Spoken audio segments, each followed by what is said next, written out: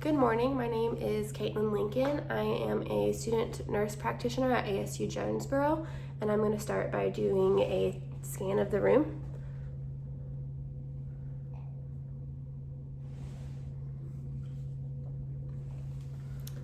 All right. And then I do not have a note card, and the equipment I'll be using is my stethoscope. Now I have done hand hygiene, donned appropriate PPE, and I'm going to greet the patient.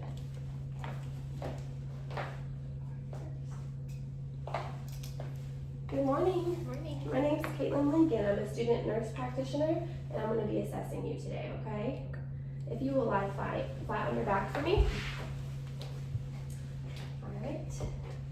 And I'm going to assess your abdomen with inspection. Abdomen is soft and non-distended. It is symmetrical. It is free of any inflammation, lesions, striae, or rashes. The umbilicus is free of any bulging or inflammation.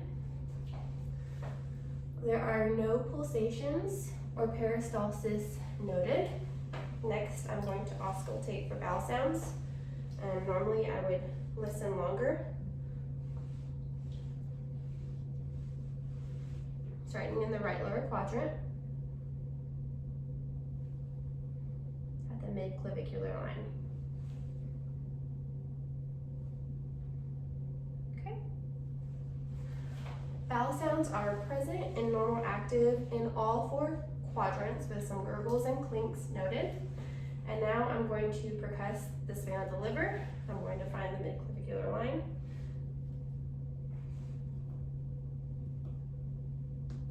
Okay. And by the umbilicus. So I hear dullness. All right, the liver span is approximately 6 centimeters. And now we are going to try to percuss the spleen. Go ahead and take a deep breath for me. All right, go ahead and let your breath out. So the sound is tympanic, which means it is negative for splenomegaly. Next, we're going to do light palpation. Let me know if you have any pain, okay?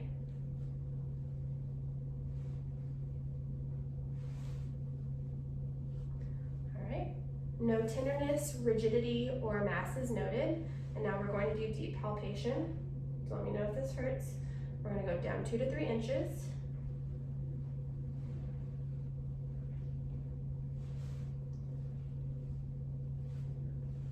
All right, no tenderness, masses, or rigidity regarding noted.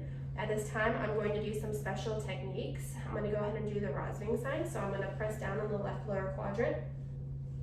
Do you have any pain on the right lower quadrant? Negative sign. And then now I am going to do the McBurney's point. So I'm going to find the iliac spine and go 2 inches towards the umbilicus.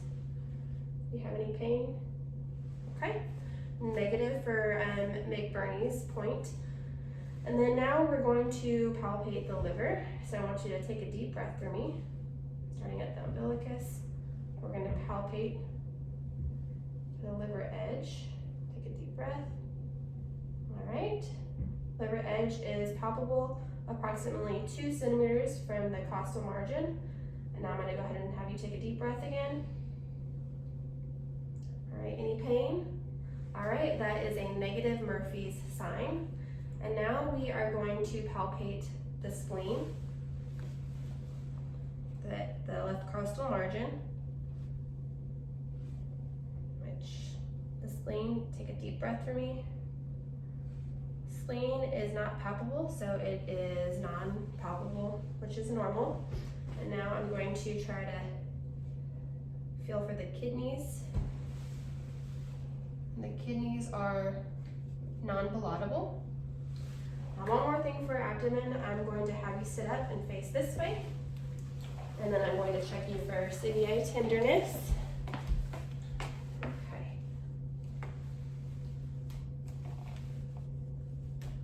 Any pain? All right, she's negative for CVA tenderness. Now I'm going to move on to the male genital urinary exam. So during this exam, I'm going to ask the patient, I'm going to ensure privacy, I'm going to don appropriate PPE, and I'm going to ask the patient to stand. If it's an adolescent, then I'm going to assess for Tanner staging. Next, I'm going to inspect the skin and pubic hair for lice, inflammation, and excoriation. I will inspect the penis for any lesions or deformities, and then I will inspect the prepuce for any phimosis.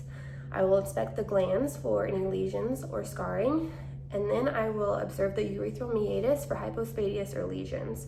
Next, I will use my thumb and my index finger to gently compress the urethral meatus to check for discharge. And then I will inspect the color and the contour of the scrotum, and then gently lift the scrotum to observe the posterior surface. Next, I will palpate bilaterally the inguinal lymph nodes for tenderness, consistency, and size. And then I will palpate the penile shaft for induration, nodules, masses, and tenderness. Next, I will palpate the testes. I will do so by using my thumb and my first 2 fingers to palpate for consistency, size, shape, tenderness, and masses for each testis. The normal testes are smooth, ovoid, and symmetrical in consistency and size. Next, I'm going to palpate the epididymis on the superior posterior surface for tenderness and masses, and then I will also palpate the cords for tenderness or masses. Lastly, I'm going to palpate the external and inguinal rings. The external rings, I am going to place the tip of my right index finger onto the right inferior margin, moving upward the inguinal canal towards the spermatic cord, and I will ask the patient to cough. For the internal inguinal rings, I will advance my finger slowly, and then I will ask the patient to cough, and I'll check for bulges sliding down the inguinal canal. I will repeat this technique on the other side, and then I'm going to move on to the female genital urinary exam. For this, again, I'm going to perform hand hygiene, don appropriate PPE, and then I'm going to ensure privacy. Before beginning the exam, I will let the patient know we can stop at the exam at any time if she starts to get uncomfortable or has any discomfort. So I will start by inspecting the external genitalia, including the mons pubis, the labia majora, and the perineum for any lesions, erythema, swelling, or masses. I will be sure to separate the labia and check the external genitalia there as well for the same things.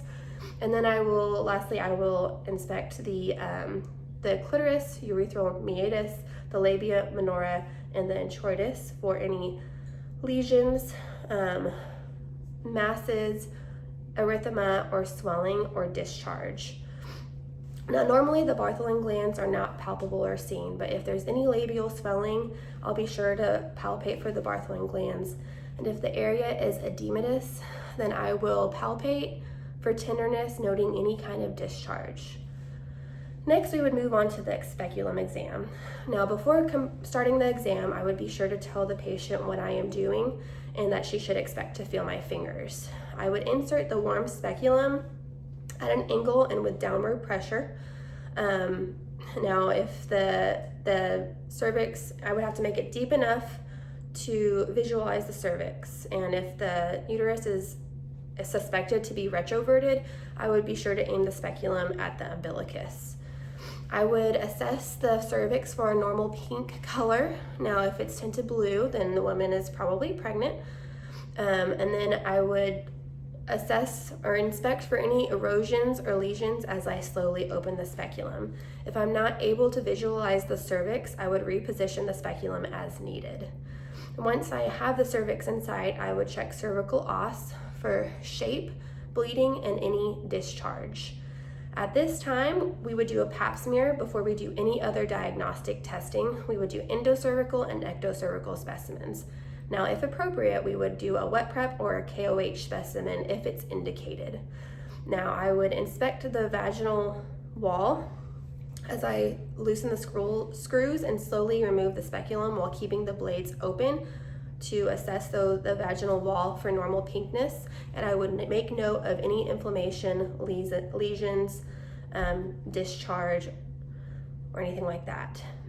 And then I would perform the bimanual exam. Again, I'm going to tell the patient what I'm doing, and I'll insert 2 lubricated fingers into the patient while flexing my third and fourth finger and abducting my right thumb. When I do this, I'm going to inspect the vaginal wall and the introitus while asking the patient to bear down for muscle tone, consistency, and any kind of nodules. And then what I would do next is I would place my hand on the abdomen between the umbilicus and symphysis pubis and feeling the uterus wall. And of course, I'm going to check for consistency, size, shape, and any tenderness or masses. And then I'm going to feel for the adnexa. So in the right fornix, I would take my hand on the abdomen, sliding from the inguinal ligament down to the symphysis pubis, and I would again check consistency, size, masses, or tenderness. So next, for the females, the rectal exam is part of the female genitourinary exam. Of course, I'm going to re-glove and lubricate my fingers. Index finger is going to go into the vagina. Middle finger is going to go into the rectum. I will ask the patient to bear down, and again, I'm going to check for any kind of nodules. I'm going to check for muscle tone. I'm going to check for lesions or masses. And then now that we've done that, I'm going to move on to the rectal exam. For the rectal exam, a woman can be in a lithotomy position. Now, both males and females, they can be on their left side with their upper leg flexed, or they can be standing up and leaned over. What I would do is I would insert my lubricated finger into the rectum, and I would ask the patient to strain, excuse me, and then I would make note of the muscle tone, the sphincter, any lesions, any nodules, any masses. Once doing that, I would advance my finger clockwise and counterclockwise, posteriorly and bilaterally, again to check for any kind of lesions, induration, or nodules. At this point, if it's a male, I will let him know I'm going to check his prostate, and it's normal to feel the urge to urinate. And then I would palpate, and then I would feel for the lateral lobes and the medial sulcus, which is a normal finding. And then after that, the last thing I would do is I would remove my finger, and any fecal matter I would check for occult blood. This concludes the exam, and I hope you have a great day. Thank you so much.